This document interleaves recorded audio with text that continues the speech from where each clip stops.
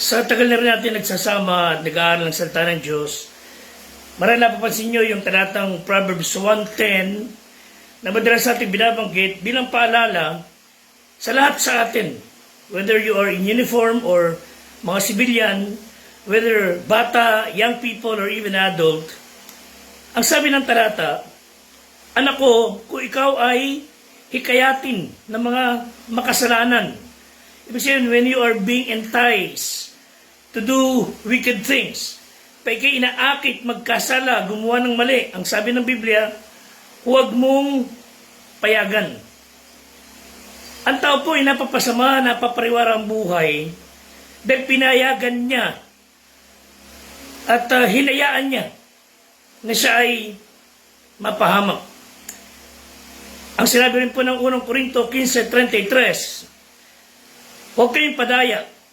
Ang masasamang kasama ay sumisira ng magagandang ugali. Hindi po nakahahawa ang kabutihan. Nakakagiliw tingnan, nakakainganyo, pero nakahahawa po ang gawang masama, ang mga kasamang masama, ang mga taong masama ang ugali. Pag yun ang nakapalibot sa ating mga buhay, malamang sa hindi, you will become one of them. Tulungan tayo ng Diyos na to create healthy boundary para tayo ay maingatan ang ating pamilya, ang ating pinapanindiganan. Eventually, this hell-bound world, at least, ay makaranas ng matinong tao in you. Magandang hapon po. Ito yung lingkod, Fred de Guzman, ang life coach ng Squad 240. Hindi natin sinasabi na tayo ay huwag na makisama, huwag na tayo makifellowship. Hindi natin sinasabing magpaka-ermitanyo na tayo o magpakamongha. We cannot live properly without mingling with other people. Hindi po masama ang makisama. Ang masama yung makisama. Yung gawin natin, yung ginagawa nilang mali. Yung tayo ang maka-impluensya na sila ay mapalungi ang buhay. May God help us to establish healthy boundaries. Kapag ka tayo po ba ay nakararanas ng pagkakataon and being enticed or being convinced to do a thing, pero alam nyo na medyo gray at medyo hindi tama, are you willing to refuse? We say no. Tumatanggi tayo. And although it would create frictions among others, pero when we were able to say no sa lahat ng pang-aakit na masama, pag-ingganyong lumiko ng daan, and we were able to say no, hindi lang masarap sa pakaramdam, nanunulati ang Diyos at tumitibay ang ating tinitindigan. Sa Matthew chapter 5 verse 37, datapat ang maging salita mo'y oo, oo, hindi, hindi. Sapagkat wika ng Bible, ang humigit pa rito ay buhat sa masama. Proverbs 4:23, ingatan mo yung puso ng buong sikap sapagkat dinadaluyan ng buhay.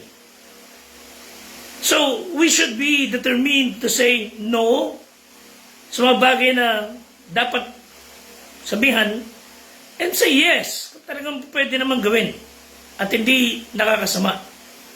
Lalo kung ito makakapagbigay pakinabang sa bayan, sa pamilya, sa kapwa. But that would be because our hearts decided. Yung puso natin ang nagdetermine na gawin yung bagay na yun na tama. And that because andun yung ating hangarin na sumunod sa gusto ng Diyos. Gumawa ng tama. Hindi maligaw. Makapag-akay, makapag-lead ng tao sa kabutihan. When we decide to make personal boundaries, it's your defining line. It's where we start, or it's the beginning of us separating from being a boy to a man. Ibig sabihin, this boundary, hanggang dito ako. Hindi ako lalagpas. I would not cross the line. I would stay with this boundary. Sa pangangalaga sa ating pagkatao, paninindigan, pinapanindigan ng katwiran, in all aspects of life. So, as our physical, psychological, emotional borders, yung personal boundary na itinatalaga natin, that sets limit to what we can tolerate. That sets limit to what we can accept. So una, yung boundary iyon establishes your belief. It establishes the value na pinapahalaga natin. And that's your foundation. You would say, hanggang dito lang ako, and up to this point, kung pwede kong tolerate yan, then this is where I should limit. Hanggang dun tayo. Kailangan natin bantayan natin mga puso. Bantayan natin pinaninindigan natin. And that would ensure that what we believe, the things that we value, kasi nakasalig sa kasulatan. Pag ito po talaga ang ating guide, ito naging gabay natin, lahat ng bagay magiging maayos. Tulungan tayo ng Diyos. This is God's Word, salita ng Diyos. Pag ito po ang naipamuhay natin, at ito ang nagtulak sa atin to set boundaries, hindi ho tayo mapapariwara. You have heard some news of people getting involved sa maraming bagay na nakakahiya. Nagdulot na kahiyan sa kanilang pangalan. Hindi na pagtakpan ng pera, ng uniforme, ng edukasyon, hindi na pagtakpan ng maraming bagay na magaganda. Ang kinasadlakan nila ngayon, dahil sila ay lumagpas sa dapat hindi nila nilalagpasan. So yung ating personal boundary establishes the value that we treasure. Yung ating personal boundary establishes who you are. Hanggang dito ko because this is what the Bible says. Kasi Kristiyano ko. Hanggang dito ko sapagkat ito sinasabi ng Biblia. Ito sinasabi ng Diyos. That would establish who you are. Na bagamat mababa ating naabot sa pag-aaral, bagamat tayo medyo mababa ang ranggo, o bagamat tayo ay kulang pa sa mga material na bagay, but because of your personal boundary, we are able to say, I'm not for sale. May pinangangalagaan ako. So tayong mga tao ay hinahamon ngayong oras na ito that you and I should place personal boundary, healthy boundaries upang hindi tayo mapariwara. That would identify your values, kung sino ka talaga, and it's because of the reason you want to stay healthy, you want to stay truthful sa Diyos, you want to stay a good example sa family, maging mabuting mamamayan. Parang ganito ho yan eh. If you love health, you're going to hate germs. If you love cleanliness, you would hate dirt. If you love God, you will hate sin. So, walang susundang gubat. Pinaniniwala natin yung sinabi ng Biblia, love not the world. The system of the world, hindi yung tao. Huwag nating mahalin ang sistema ng mundo, huwag nating yakapin ang prinsipyo ng pinamumuhay na dapat tayo iniaalok ng umasenso, instant yaman, pero magdudulot ito ng kahihiyan. Love not the world, sabi ng Bible, and the things that are in the world. Love the flesh, lust of the eye, and pride of life.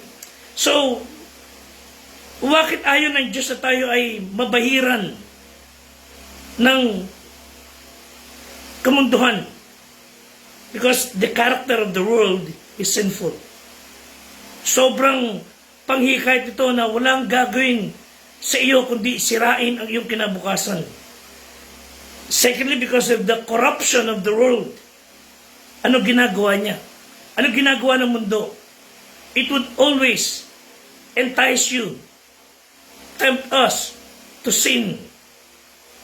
Kaya ayaw ng Diyos, tayo, mainganyo, umayon sa gawa ng mundo, sa gawa ng kalikuan, sa pag-aakay, pag-aaya, pangungumbinsi ng kasamaan because of the condemnation of the world.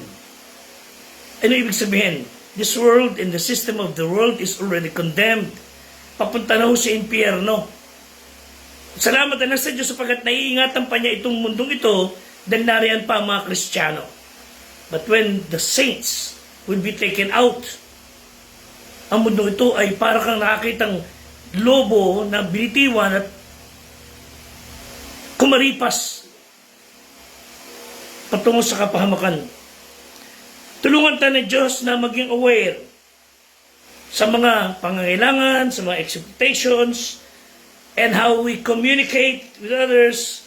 Tulungan tayo ng Diyos na magkaroon ng tamang relationships with people, transactions with others. 1 John 4:1, pinaaalahanan tayo ng Diyos na huwag nyo kagad paniwalaan silang mga nagsasabi ng mga bagay-bagay. Do not believe the Spirit. Dahil baka yung kausap mong yan, hindi Espiritu ng Diyos ang nakalagay dyan. So we must test them to see if they are of God. Ano po ang pang-test? Biblia. Pag hindi po ayon sa Biblia ang itinuturo, hindi ayon sa Biblia ang pamantayan ng prinsipyo, abay dapat X na. Hindi unlike kagad. And let's be mindful of the other people's boundaries as well. You are making your own personal boundaries, pero iba rin namang mga tao respect their own boundaries. Hindi ko kung tayo tama, hindi ko tayo ay nasa katwiran, hindi po laging ganoon. We must learn to respect other people's boundaries. Respect their space. Huwag natin pinangungunahang bait. Huwag natin lalagyan sila ng salita sa kanilang bibig. Kung paano ayaw natin bibigyan tayo ng salita sa ating bibig. So let's learn to respect their personal space. May mga tao na ngayon lang nakakita kung maghipuan ni gay na lang eh. Matuto ng konting pino sa ating galaw, kilos, salita. Sometimes the undue familiarity causes disaster. Matutunan ng tao yung line na although we are friends, almost family, pero let's learn to respect each other. Hindi ko mo mas mataas pinag-aralan mo, pero siya ang boss mo, you would underdog the person. Pero siya ang boss mo. Hindi ko may ikaw naman ang boss, at siya ay yung empleyado, you would intervene sa kanyang personal space. Matutunan ng respeto. Dahil pagka ang tao ay napuno ng kabasusan, ibibigay niya lingwahe yung ginagamit natin.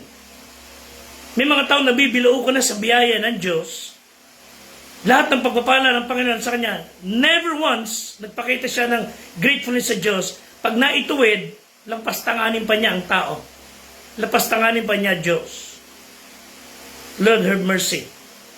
Sa mga taong sagad na tila may monopolyo ng karunungan. Layuan niyo ganun tao. Sa ating bilang mga Kristiyano, while we are conversing, speaking to others, nakikipag, intermingling with them, It's not hard to say no pagka dapat sabihin. Pagka dapat hayaan, hayaan natin. Pagka hindi tama, huwag payagan. Philippians 4:5, let your moderation be known unto all men, the Lord is at hand. So let everyone see na tayo ay considerate. Hindi yung bago pa lang nagbubuka ng bibig yung tao sinusupla mo na. Pagkatapos mo siyang gawa ng issue, gawan mo ng hindi tama, siya na nakakaunawa sa iyo for many, many times. Pagsasabihan ka ng konti, hindi pa natatapos, nakasupla ka na kagad. And then what would you expect? Tandaan nyo, pag bastos po tayo sa tao, madalaw po hindi kayo makatikim ng gayunding trato. Pagka ang tao po, inatutong magbigay respeto, magpakundangan, matutong magpasintabi sa kanyang kapwa. Kat ito'y medyo mababa sa inyo, sa tingin ninyo. You are such a good person. Ang Panginoong Diyos ay malapit na dumating. Kailangan ng tao makita sa atin ang tunay na makadiyos na ugali. And let's be aware of the unhealthy boundaries. Tingnan natin, tanggapin natin kung ano yung tama, kung ano yung mabuti, discard things that are bad and wrong. Let other people define us sa paninindigan natin, and they should not be the one directing us, lalo kung hindi naman sila parehas ng ating value. Sometimes we try to talk, converse with other people na may kagaspangan na hindi nyo alam bago nyo nakakilala. So mag-ingat po tayo. Sometimes we allow someone to take as much as they can from us para na wag lang din sila mapahiya. Pero hinahayaan natin silang abusuhin tayo. Huwag natin gawin. Again, kailangan may boundary. In the same token, tayo naman po matuto na magpasintabi. We should not go against their own personal space. Do not take advantage of people. Sabi sa Galatians 6:3-5, sapagkat kung ang sinuman ay nag-aakala na siya ay may kabuluhan, bagaman siya ay walang kabuluhan, ang kanyang sarili dinadaya niya, ngunit siya sa atin ng bawat isa ang kanyang sariling gawa. Kung magkakaroon siya ng kanyang kapurihan tungkol sa kanyang sarili lamang, hindi tungkol sa kapwa. Sapagkat ang bawat tao ay magpapasa ng kanyang sarili pasal. Sometimes people look at themselves more highly than others. Pagka napagsabihan, nagwawala. Ito po hamon sa atin. Practice positive, separated life. You know how your personal boundaries and your space and other people's space. So, let's be honest. Sometimes we have arguments with other people and sana nga hindi nagtatagal yung conflict with other people, but let's face the fact, real talk, may mga tao talagang inilalayo sa atin ng Diyos dahil talaga hindi kayo parehas ng value. Masakit man, but although hindi na kayo kagaya nung dati, I hope to God most conflict should end with renewed friendship. Pero pagka talagang tao'y matigas ang kukote, kagaya ng ilang mga kamote riders, kagaya ng ibang mga drivers na nagdadrive ng bus, ng e-jeep, habang nagsusugal sa kanilang mga cellphone. How can you have good vibes sa ganung mga taong ipinapahamak ang kapwa? No way.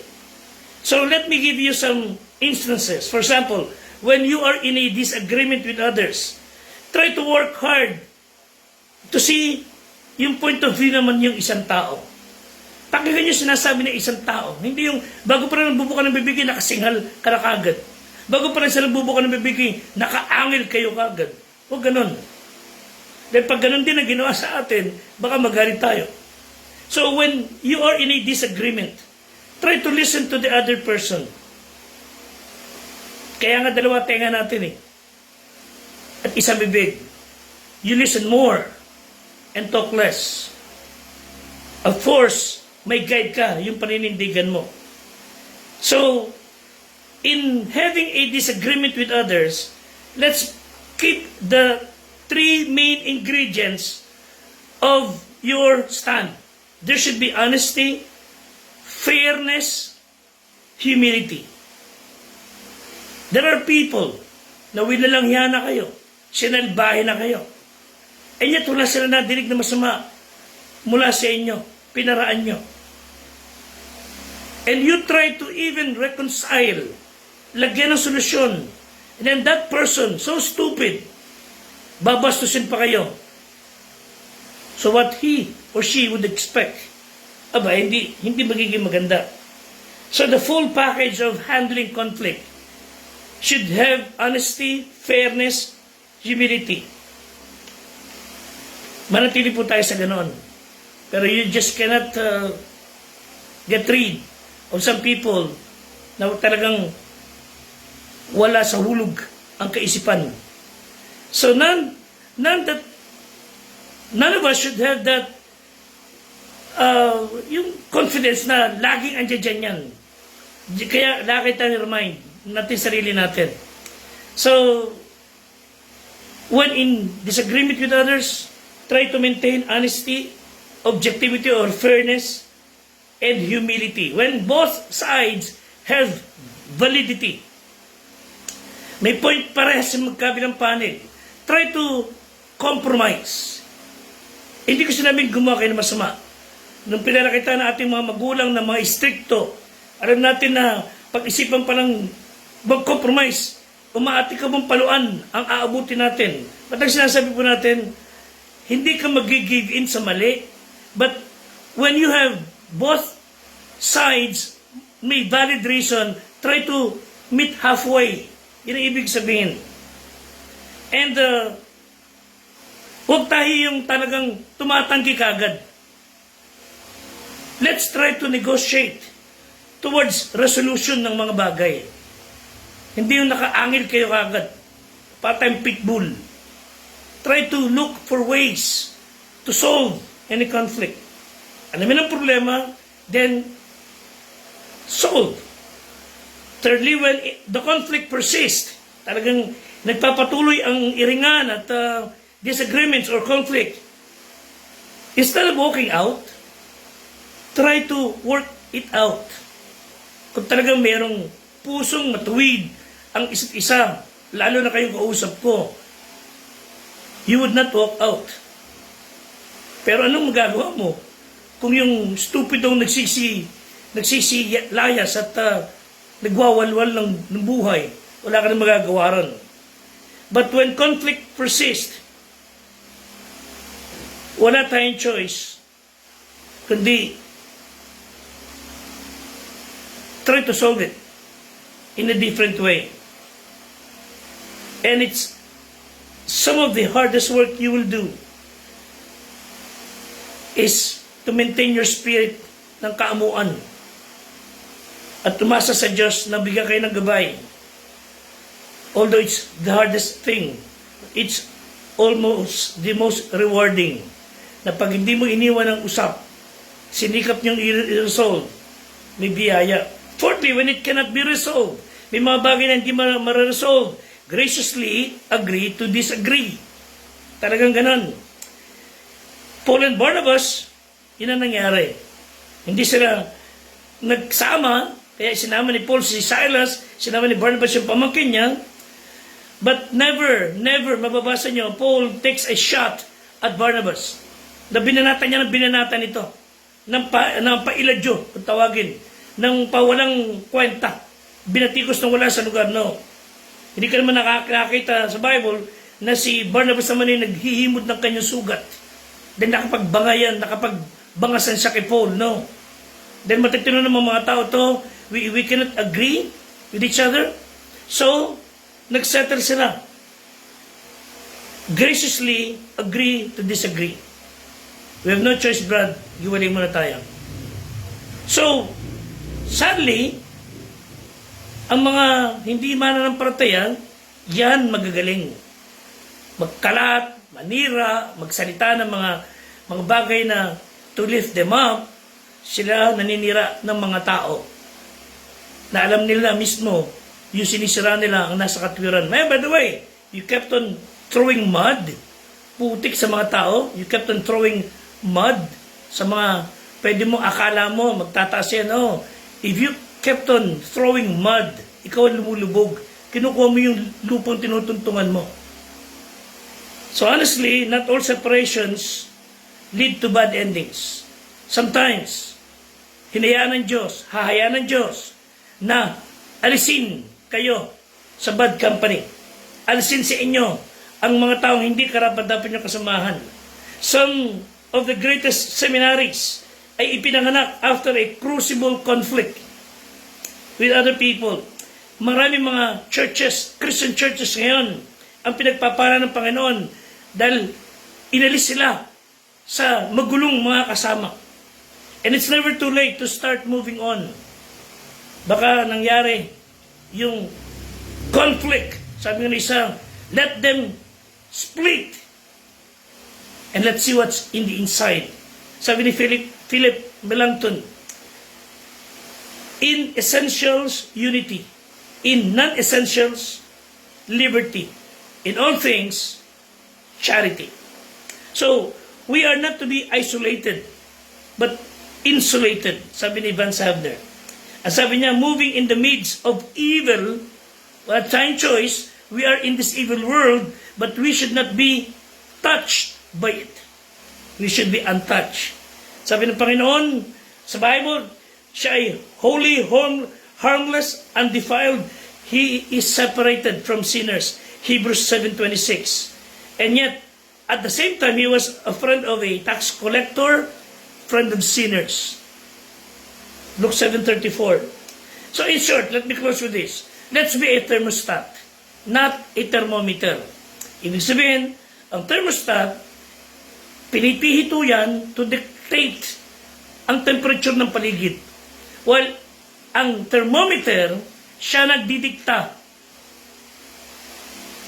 Siya nagdidiktahan ng temperature ng paligid.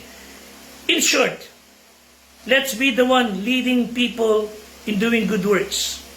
Hindi tayo ang didiktahan na kanilang maling gawa. At hindi yung imposible naman mga kapatid. Although mahirap, pero again, it's not impossible. May God help us to have and establish healthy boundaries. Patuloy po ipag-pray sila sa aming Squad 240.